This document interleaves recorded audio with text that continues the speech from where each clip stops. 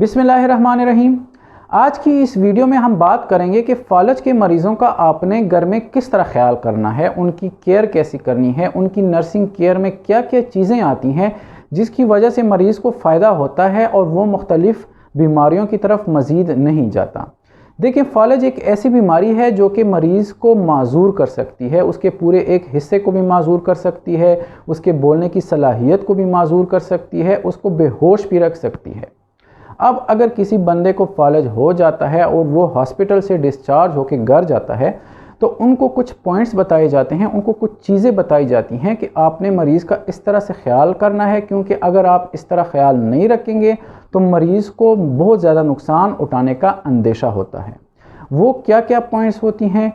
सबसे पहले नंबर 1 पे ये है कि जब आप डिस्चार्ज होते हैं और अगर मरीज़ के जिस्म का कोई हिस्सा माजूर हो गया है, वो काम नहीं करता, तो आपने उस हिस्से के, उस जोड़ों के आपने प्रॉपर वर्जिश करते रहना है, मुस्तकिल वर्जिश करते रहना है, क्योंकि अगर आप उनकी वर्जिश नहीं करेंगे, उन जोड़ों को हिलाएंगे नहीं, तो वो जोड़ आपके अकड़ जाते हैं, जिसकी वजह से मरीज़ के रिकवरी के चांसेस बहुत कम हो जाते हैं।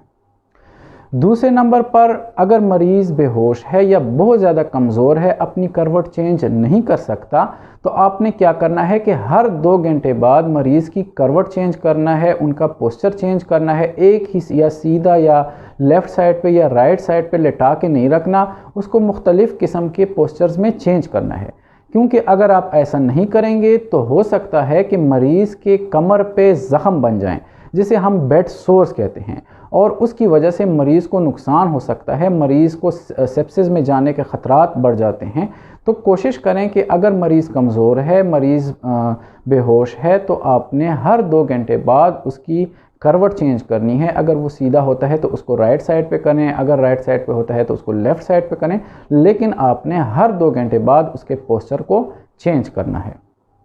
तीसरे नंबर पर अगर मरीज़ बेहोश होता है या मरीज़ अपने होशो हवास में सही नहीं होता, उसको बात करने का नहीं पता, उसको अपने नाम का नहीं पता, उसको अपनी सराउंडिंग्स का नहीं पता, तो अक्सर हॉस्पिटल से डिस्चार्ज होते हुए उसको खुराक की नाली लगा के भेजा जाता है। तो कोशिश करें कि ऐसे मरीज़ों को जिसको अपनी सराउंडिंग्स का पता नहीं होता, वो अपने पूरे होशो हवास में नहीं होते, आपने मुंह के ज़रिए खाना नहीं खिलाना, क्योंकि अगर ऐसे मरीज़ों को आप मुंह के ज़रिए खाना खिलाएंगे तो बहुत ज़्यादा चांसेस हो सकते हैं कि वो वाला खाना या उसके खाने के कुछ पार्टिकल्स आपके लंग्स में चले जाएं, जिसकी वजह से एस्पायरेशन नमूनिया के चांसेस बहुत ज़्यादा बढ़ जाते हैं और मरीज़ की हालत बहुत ज़्यादा क्रिटिकल हो जाती है, बहुत ज़्यादा सीरियस हो जाती है।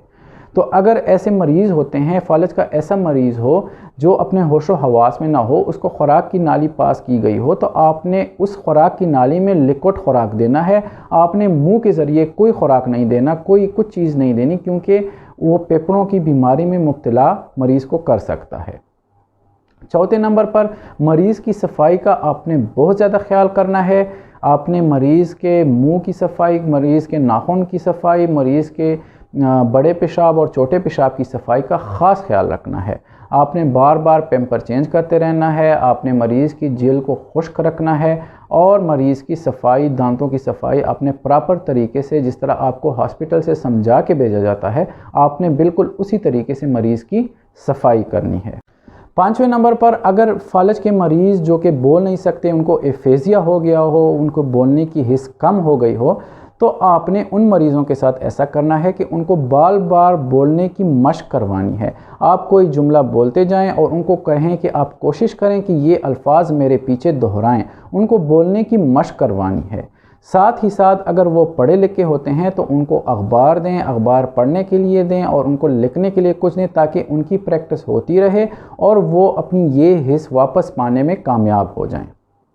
6ठे नंबर पर आपने ये होता है कि कुछ ऐसे मरीज़ होते हैं जो कि बेड रिडन होते हैं, जिनको पेशाब की नाली डाली जाती है और उनको पेशाब की नाली के साथ घर भिजवाया जाता है। आपने पेशाब की नाली का ख़ास ख्याल रखना होता है, क्योंकि पेशाब की नाली से इन्फेक्शन के चांसेस के होने के बहुत ज़्यादा ख़तरात होते हैं। आपने एक तो पेशाब की नाली, अगर सिलिकॉन की नाली नहीं डली हुई, आम किस्म की नाली डली हुई है, तो आपने हर 2 हफ्ते बाद हॉस्पिटल ले जाके मरीज़ के पेशाब की नाली चेंज करवानी होती है। और अगर आपको पेशाब की नाली में, पेशाब की बैग में कोई पीप नज़र आए, कोई खून नज़र आए, या कोई इन्फेक्शन के साइन नज़र आए तो आपने फ़ौरी तौर पर हॉस्पिटल जाके डॉक्टर से रजू करना है, क्योंकि पेशाब की वजह से पेशेंट यूरोसेप्सिस में जा सकते हैं और मरीज़ को बहुत ज़्यादा नुकसान पहुंच सकता है।